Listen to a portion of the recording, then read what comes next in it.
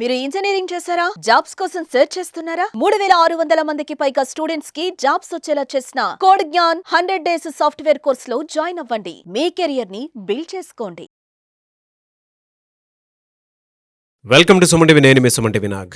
పహల్గాం అక్కడ జరిగినటువంటి కొన్ని పరిణామాలు కనుక మనం చూస్తే రక్తం మరిగిపోతుందేమో అన్న విధంగా అనిపిస్తూ ఉంటుంది మనకి.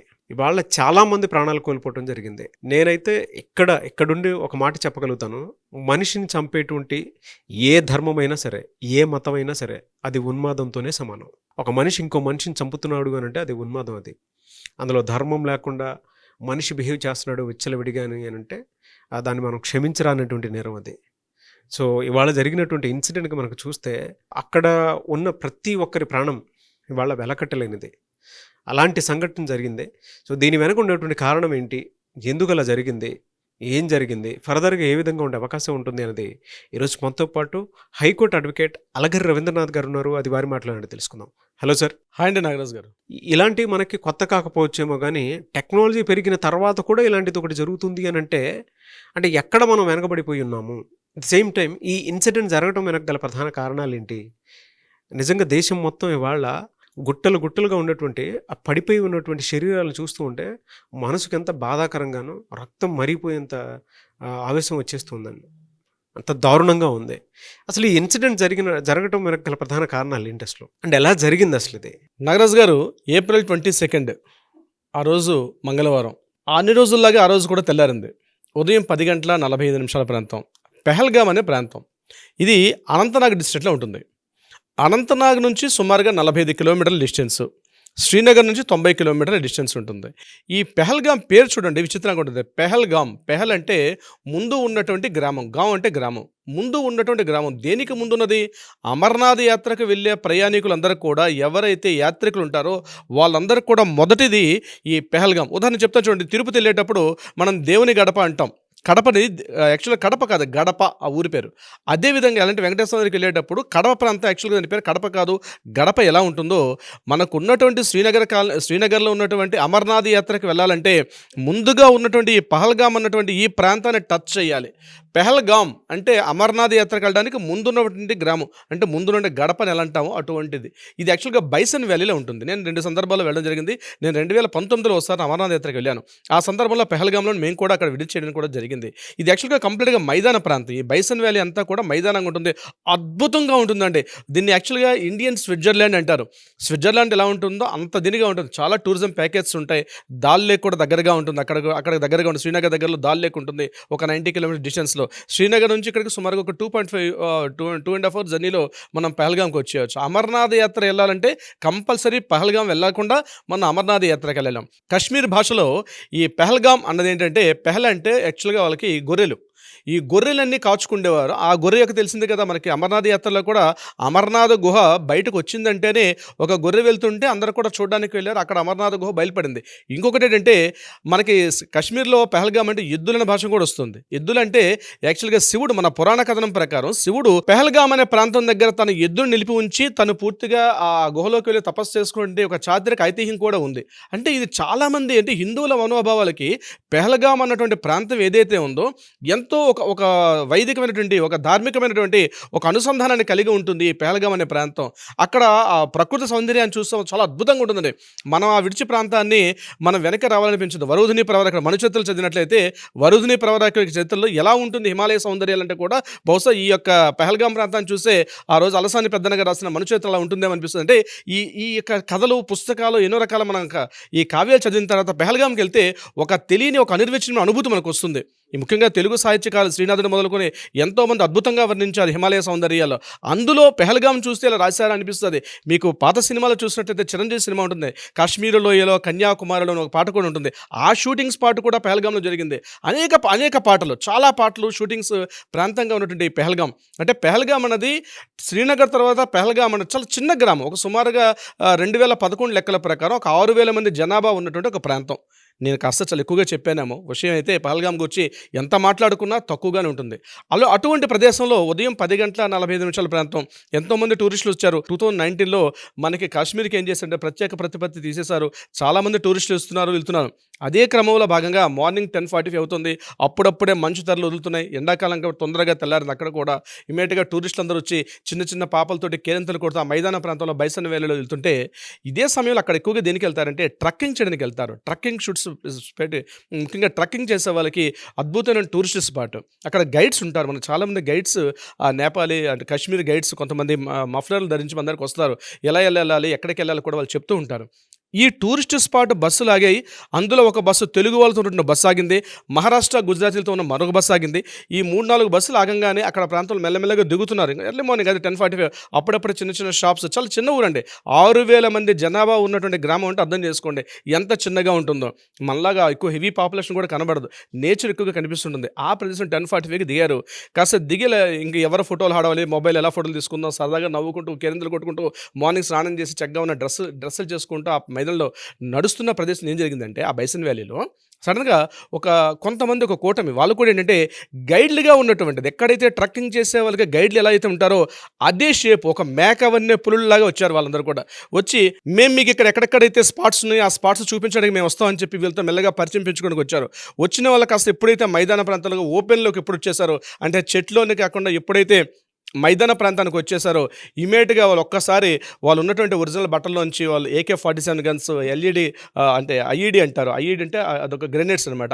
ఐఈడి గ్రెనేడ్స్ ఒకసారి తీసి ఇందులో మీరు ఎవరైనా హిందువులు ఉన్నారో హిందువులు చెప్పండి అని అడిగాడు. పాపం అదే క్రమంలో మొట్టమొదటి ఒక నేపాలీ వాడు నీ పేరేం పేరు అడిగాడు. వాడి పేరు సుదీప్ నెన్యా ఉన్నాడు. నువ్వెవరంటే హిందూ అని చెప్పి ఇమీడియట్గా షూట్ చేసి పడేశారు అని అక్కడ. నెక్స్ట్ వరుసగా అంటే వంతుల వారీగా నువ్వు హిందువా అంటే హిందూ అని చెప్తే చాలు ఇమీడియట్గా. కొంతమంది డౌట్ పడి ఆ కళ్ళల్లో భయం కనిపించగానే వెంటనే డ్రెస్ ఇప్పు, నీ ప్యాంట్ ఇప్పు అని చెప్పారు. ఎందుకంటే తెలుస్తుంది వాళ్ళు సుంతి చేసుకున్న వాళ్ళ ముస్లిమ్సా కాదని విషయం మీద. ఎగ్జాక్ట్లీ నేను చెప్పాలి నాగరాజు గారు, ఇక్కడ దాచుకోవడానికి వాళ్ళు అక్కడ బరితెగించినప్పుడు జరిగిన విషయాన్ని కళ్ళకు కట్టినట్టు తెలియాల్సిన బాధ్యత మన అందరి మీద కూడా ఉంది. సో ఇమీడియట్గా వాళ్ళు ఏం చేశారంటే ప్యాంట్స్ ఇప్పమన్నారు. మగవాళ్ళకి ప్యాంట్స్ ఇప్పు, ఆడవాళ్ళ కళ్ళలో ఒక భయం. ఎటువాళ్ళు చెట్టుకొకరు పుట్టకొకరు పారిపోతుంటే పారిపోతున్న వాళ్ళని పారిపోతున్నట్టుగా పిట్టల్ని కాల్చిన టక్క టక్క టక్క టక్క కాల్చుకుంటూ వెళ్ళిపోయారు. కొంతమంది గుండెను అరచేతిలో పెట్టుకున్నారు. విశాఖవాసి అయినటువంటి చంద్రమౌళి అయితే పాప ఆయన నేవీ ఆఫీసర్, రిటైర్డ్ ఆఫీసర్, ఆయన పారిపోతుంటే తన ఫోటోగ్రాఫర్స్ తోటి ఆయన వెంబడించి ఆయన కాల్ చేశారు.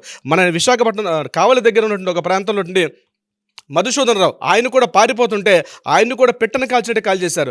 అదేవిధంగా కర్ణాటకలో మంజునాథరావు ఆయన అట్లనే కాల్చినట్టు కాల్ చేశారు. ఇలా ఈ ప్రాంతం ఆ ప్రాంతం కాదండి, తెలుగువాడ లేకపోతే మరాఠీవాడ గుజరాతీవాడ కాదు, వాడ నాన్ ముస్లిం మీద చాలు పిట్టల్ని కాల్చిన టక్క టక్క టక్క ఓచకోత.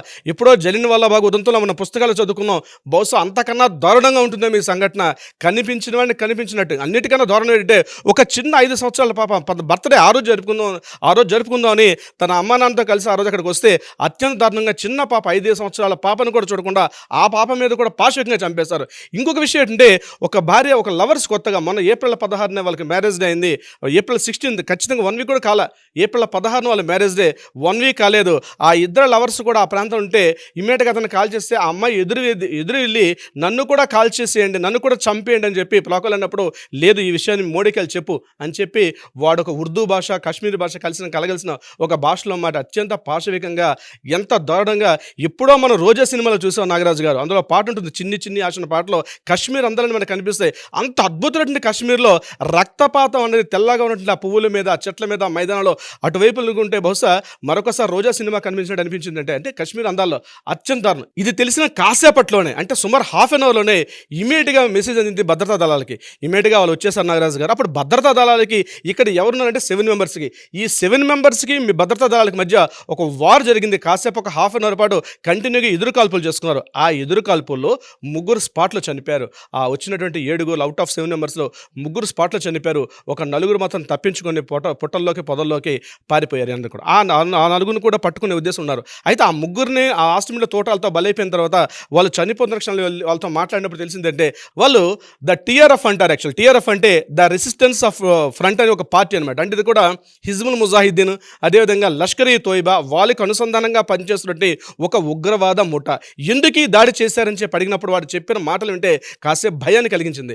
హిందువులు ఎంతో పవిత్రంగా భావించుకున్న అమర్నాథ్ యాత్ర మరికొద్ది రోజుల్లో జూన్లో స్టార్ట్ అవుతుంది కాబట్టి ఈ టూరిజం స్పాట్ అనేది కొన్ని వేల మందికి ఇక్కడికి వచ్చి వీళ్ళందరూ కూడా డెవలప్ అవుతారు. ఇక్కడ వీళ్ళందరూ కూడా టూరిజం స్పాట్లో ఈ పహల్గామ్ అనేది ఇంత డెవలప్ అవడం హిందువులకు ముఖ్యంగా భయానికి అనేది ఒకసారి భయం అంటే ఎలా ఉంటుందో చూపించాలని చెప్పి వాళ్ళు ఈ యొక్క కృత్యానికి పాల్పడినట్టుగా ఆ 3లో ఒకరిని పట్టుకొని గట్టిగా చనిపోయే ముందు వాడు చెప్పే మాటలు మన భద్రతా దళాలు వాటిని కూడా రికార్డ్ రికార్డ్ చేశారు. అప్పుడు తెలిసింది ఈ ఈ యొక్క కుట్ర వెనకాల, ఈ యొక్క ఉన్మాదం వెనకాల పాకిస్తాన్ ఉండగా వాళ్ళ మాటల్లో తెలిసింది. ఈ విషయం యావత్ భారతదేశం కూడా ఒక్కసారి చలించిపోయింది నాగరాజు గారు. ఎందుకంటే దారుణ నైకృత్యం అంటే ఇది మొన్నటిదాకా ఏదో పాకిస్తాన్ ఇండియా ఉన్నటువంటి ఇష్యూ, ఈరోజు ఏమైందంటే ఒక హిందూస్ మీద ముస్లిమ్స్ దాడి చేస్తుంటే ఒక అమానుష కాండ, ఇది తట్టుకోలేకపోతున్నారు. ఇదే సంఘటన 2000లో కూడా జరిగింది. అమర్నాథ్ యాత్ర మీద వెళ్తున్న వాళ్ళ మీద 30 మంది మీద ఇదే పహల్గామ్లో ఒకసారి అటాక్ చేసి చంపేశారు. 2024 ఇయర్స్ బ్యాక్ ఇలాగే జరిగింది.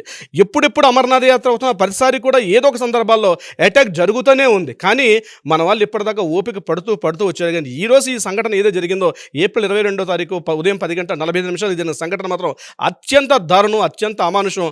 ఇమీడియట్గా సౌదీ అరేబియాలో ఉన్నటువంటి మోడీ గారికి విషయం మీద తెలియగానే హుటాహుటి ఆయన వచ్చేశారు. ఇంకొక సంఘటన గమనించండి, ఎప్పుడైతే భారతదేశానికి ఎవరైనా విదేశీయులు వచ్చిన సందర్భాల్లో భారత ప్రధాని ఏదైనా విదేశాల్లో ఉండే సందర్భాలు ఎక్కువగా జరుగుతూ ఉంటాయి.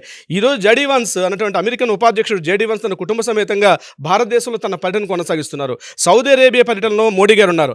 అక్కడ పాకిస్తాన్ ప్రధాని కూడా ఉన్నటువంటి ఆయన అజాజ్ షరీఫ్ ఆయన కూడా పోయి ఎక్కడున్నారంటే టర్కీతో ఉన్నటువంటి ఉపాధ్యక్షుడు ఉన్నారు. ఆయన ఇమీడియట్గా ఈ సంఘటన ముందుగా ఆయన కీలక వ్యాఖ్యలు కూడా చేశారు. అంటే ఇదంతా కూడా ఒక ప్రీ ప్లాన్డ్గా జరిగింది. సిచ్యువేషన్ చూసి భారతదేశం మీదకి ఎవరైనా విదేశీ యాత్రలు అంటే ఒక అద్భుతంగా ఒక మంచిగా జరుగుతున్న సమయంలో భారతదేశం మీద విదేశీయులు ఉన్నటువంటి సమయంలోనే, అది కూడా మంచి పేరెన్నికగా ఉన్నటువంటి వ్యక్తులు భారతదేశం సంచరిస్తున్న సమయంలో ఇటువంటి అటాక్స్ని వాళ్ళకి కావాలని టైంని ఎంచుకొని, ప్లేస్ని ఎంచుకొని కావాలని చేయడం అనేది అత్యంత దారుణం నాగరాజు గారు. ఎవరు కూడా హర్షించట్లేదు. యావత్ ప్రపంచం కూడా భారతదేశం సపోర్ట్ చేస్తూ ఈరోజు అనేక మంది దేశాధినేతలు భారతదేశం సపోర్ట్ చేస్తూ కూడా వాళ్ళు ట్విట్టర్లో కూడా పోస్ట్ చేయడం జరిగింది. సో దీని మీద మోడీ గారు ఎలా స్పందిస్తారు, భారతదేశం ఎలా స్పందిస్తుంది, ఆ తొందరలో మనకు తెలిసే అవకాశం ఉంటుంది. మనం వేచి చూద్దాం నాగరాజు గారు. ఏదేమైనా సార్, పోయిన ప్రాణాలు మాత్రం తిరిగి తీసుకురాలేము, కానీ వాళ్ళ ఆత్మకు శాంతి చేకూరాలని కోరుకుంటూ వీరమరణం పొందిన ప్రతి ఒక్కరికి ఇందులో భాగంగానే మన భద్రతా సిబ్బంది ఏదైతే ఉందో ఫర్దర్గా ఈ అటాక్కి సంబంధించి దేశం అంటే మొత్తం ఎదురు చూస్తుంది, ఎలాంటి డెసిషన్ తీసుకోబోతుంది అనేటువంటి దానికి. సో ఒక సరికొత్త ఆపరేషన్ తోటి కూడా ముందుకు రాబోతుందని తెలుస్తుంది. ఏ విధంగా ఉండే అవకాశం ఉంటుంది అనేది ఫర్దర్గా తెలుసుకుందాము. సుమన్ టీవీలో మీ పర్సనల్ అండ్ బిజినెస్ ప్రమోషన్స్ కోసం కింది నెంబర్కి కాంటాక్ట్ చేయండి.